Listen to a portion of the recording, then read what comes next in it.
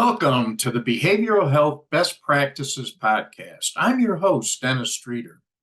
Today we have a special guest, Colorado State Senator Dafna Michaelson Jenet, representing District 21.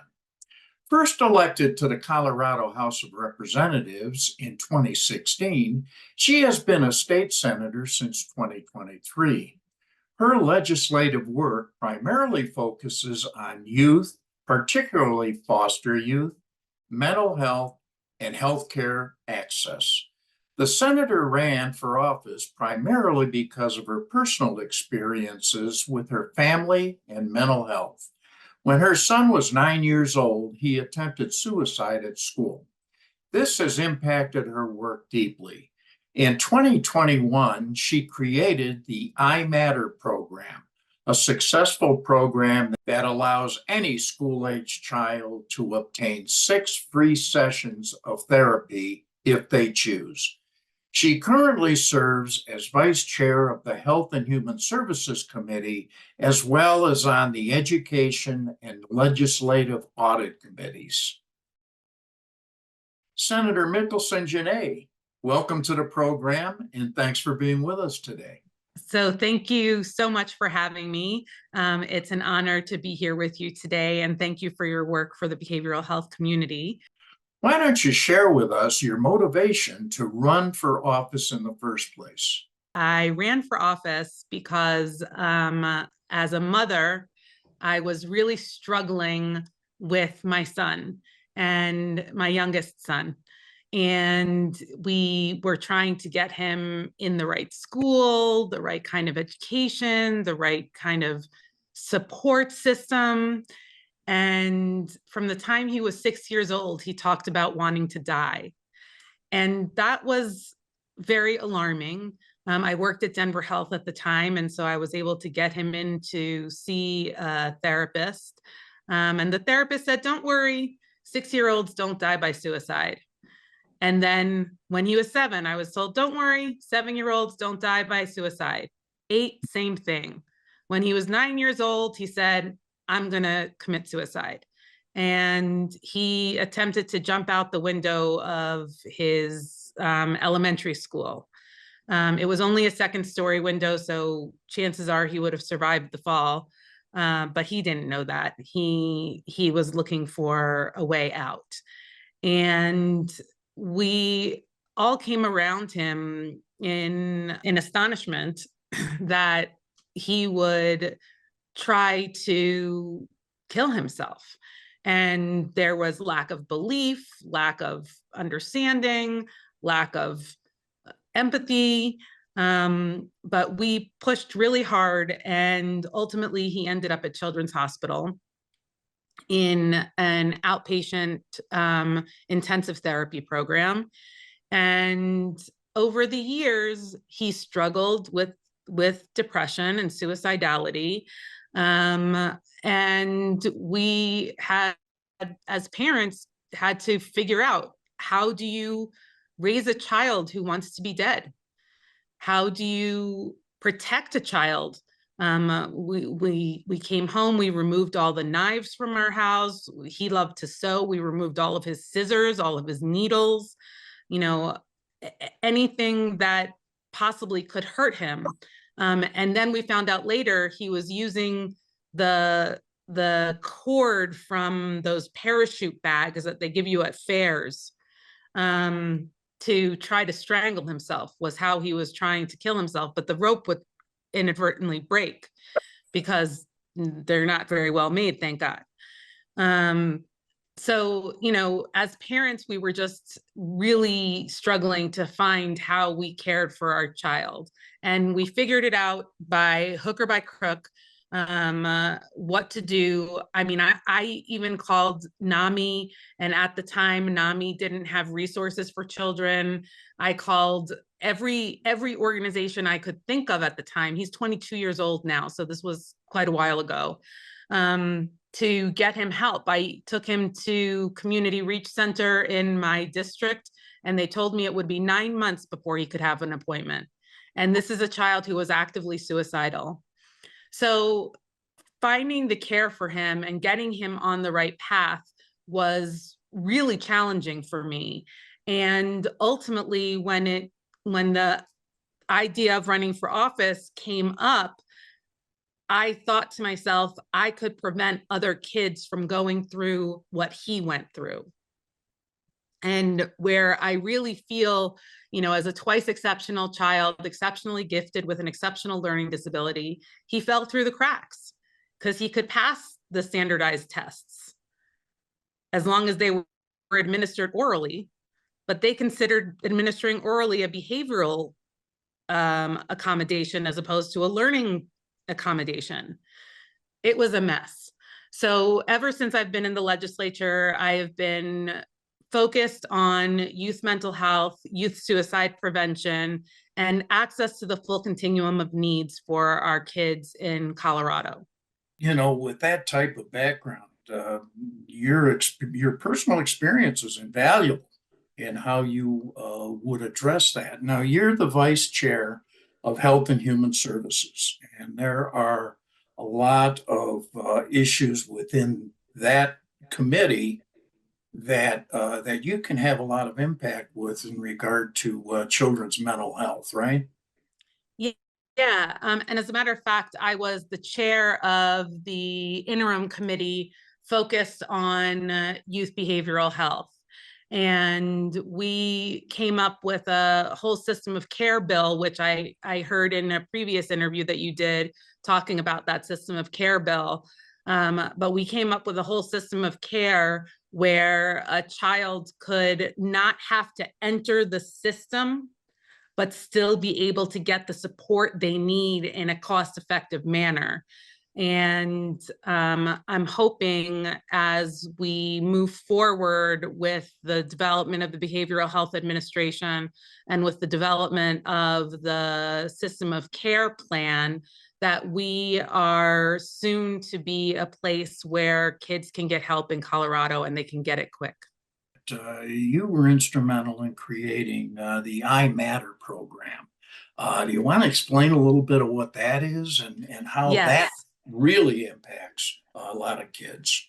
Well, let me tell you how it came about. In 2019, I was chair of the interim committee, the school safety interim committee, and it was right after the STEM shooting. And we wanted to figure out how to make sure that shootings didn't continue to happen in Colorado. And so we came together as a fully bipartisan committee and we researched what are some of the traits, the common traits of school shooters. And one of the common traits is that they seem to have all experienced toxic stress. Okay, this is important because what else happened in 2019? COVID. We get locked down. Our kids are basically living in their bedrooms online 24/7 in a very toxic environment. Many kids are experiencing hunger for the first time as parents lost jobs. And many kids are experiencing death for the first time as they lost family members to this disease. And all of a sudden in 2020, we were going to put everybody back in school and say, okay, everybody do great. And I was terrified because not only did a handful of kids experience toxic stress, but all of our kids experienced toxic stress. So what was going to happen when we put them back into the classroom together? My dream was to get every kid a therapy session before they went back into the classroom. That was where it started. And as I started working with the governor's office and we started trying to figure out how to build this out, we realized we couldn't get every kid into a therapy session before school started, but we could build a system where every kid who wanted it had access to therapy. And that was the gold of what we worked on and what we came up with. And today, every kid in Colorado has access to a therapist through imattercolorado.org. And they can get online, fill out a 16-question questionnaire, And that questionnaire will lead them to one of three responses. One is, we think you're doing great. Here are some coping skills to keep you on the right track. But if you ever need anything, come back. Two is, we think you're in crisis. We're going to connect you now to the crisis hotline and get the help that you need right away. And three is, we think you're a good candidate for therapy, which is where many of the kids lie. And once you get told you're a good candidate for therapy, you get a list of kid-friendly, kid-approved bios of the therapists and all their availability. So you can see their availability and you can pick a time that works for you. And you can pick a therapist that you think works for you. So it's a really incredible program. It's the first of its kind in the nation. I've been going around the country trying to get other states to follow our lead. I know New York is working on legislation, and a couple of other states have worked on legislation similar to iMatter. But people are starting to understand that if you give kids access to care, they're going to take it. They just need the access, and they need to know that it exists. And so I'm always heartened when I walk into a public school and there are signs everywhere: iMatter, iMatter, iMatter. So the kids are seeing the posters. Hopefully they're not ignoring the posters. But when I talk to kids, I ask them, how many of you have heard of iMatter? And usually every hand in the room goes up. Boy, now that's an effective program. And that's the kind of thing we really do need on the ground, in a grassroots way. And unfortunately, we get hung up in a lot of bureaucracy, and and programs that can be really effective are the ones, again, that are on the ground, that get right in to the classroom or the home or whatever for access. Regarding the current legislative session, what type of legislation are you looking at to help with children's mental health? Yeah, this legislative session, I am working on a couple of different youth populations. One is the youth population who runs away from a care facility. So we, 2 years ago, started the Timothy Montoya Task Force. Timothy Montoya was a young man of 13, I believe, who ran away from Tennyson Center, where he was inpatient, and he was hit by a car and killed. And we learned pretty quickly that we didn't have good guidance around what to do if a child runs away from a facility. And so for 2 years, the task force has been meeting, and it named in Timothy Montoya's memory. And this year, we'll be looking at some of their recommendations as they come out, and be putting them into law so that we have some guidance around what to do when a child runs. And the other population I'll be working with is the foster youth population. In Colorado, you are more likely to graduate high school if you're homeless than if you're a foster youth. So we are looking at ways to help foster youth make it to the finish line. And one of the things that we're going to try is incentivizing foster youth to the goal. So when you complete 9th grade, $500 will be deposited in an account in your name that you can't access until you graduate from high school. But each year that you complete, another $500 will be put into that account so that by the time you graduate, you have money with which to do what you like, because other kids get money from parents and aunts and uncles and grandparents, and our foster youth don't get gifts from anyone. So this is the state saying, we're going to reward you for making it through to the finish line, when so many others in your situation haven't. And a lot of that has to do with mental health. Yeah, absolutely. Absolutely. Boy, that's pretty exciting. Yeah, I'm excited about it. So do you have any final thoughts for us today, Senator?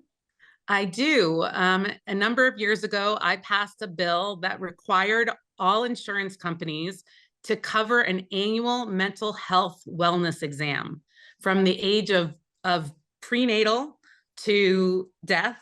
If you are in a state-administered plan, you have access to a free annual mental health wellness exam. The idea is this is like an annual checkup where you can check in with a mental health provider so that you know who to go to if you find yourself getting depressed, if you find that you're struggling in life, or God forbid, if you find yourself in crisis. When you're in crisis is not the time to find a mental health care provider. It's the time to find a mental health care provider is when you are well.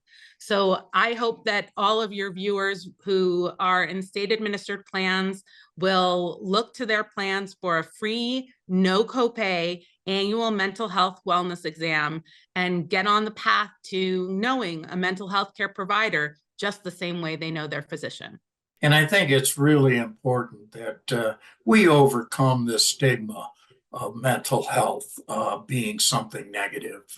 It's part of who we are and something that we really need to address and be supportive of for those that we care about. Senator Michaelson Jenet, thanks so much for being with us, and we hope to come back and visit with us again. I would love to. Thank you for having me.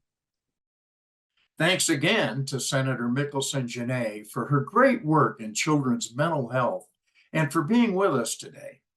Here is all the contact information for the senator. You can track her committee's legislation on the Colorado Legislators website and contact her office by phone, email, or visit. Thanks for being with us for this edition of the Behavioral Health Best Practices Podcast. I'm your host, Dennis Streeter, and I hope you visit us again for future podcasts.